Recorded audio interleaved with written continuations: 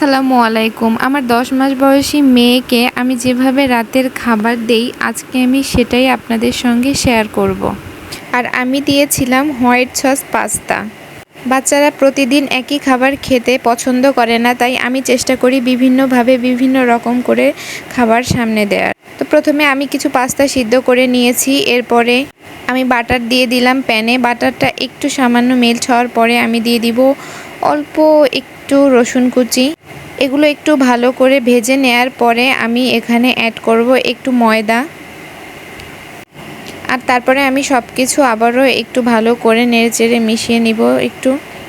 এটা একটু ভাজা ভাজা হয়ে এলে এরপরে আমি দিয়ে দিব গুঁড়ো দুধ। আমি গরম পানি দিয়ে একটু গুলিয়ে রেখেছিলাম, সেটা দিয়ে দিলাম। সেটা দেওয়ার পরে ভালো করে খুব সুন্দর করে আমি একটা সস তৈরি করে নিব। এরপরে আমি বেশ খানিকটা পানি দিয়ে দিব। পানি দেওয়ার পরে পানিটা ফুটে উঠলে আমি দিয়ে দিব আগে থেকে সিদ্ধ করে রাখা পাস্তা। যেহেতু আমার ছোট বাচ্চা খাবে, তাই আমি একটু বেশি সিদ্ধ করে নিব। আর বাচ্চা যদি বড় হয় তাহলে এই পানিটা অ্যাড করার দরকার নাই। এরপরে আমি সামান্য একটু গোলমরিচের গুঁড়ো অ্যাড করলাম।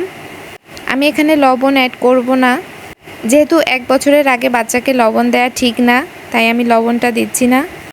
1 বছরের বেশি বয়স হলে অবশ্যই আপনারা লবণটা অ্যাড করবেন। আর আমি ফ্লেভারের জন্য সামান্য একটু অরিগানো ব্যবহার করেছি। এরপরে আমি একটা ম্যাশার দিয়ে ম্যাশ করে নিচ্ছি, যেহেতু ও ছোট, ও খেতে পারবে না, তার জন্য। আর এই যে খুব সহজে তৈরি হয়ে গেল আমার হোয়াইট সস পাস্তা। আর আপনারা চাইলে এভাবে খুব সহজে তৈরি করে দিতে পারেন। ধন্যবাদ।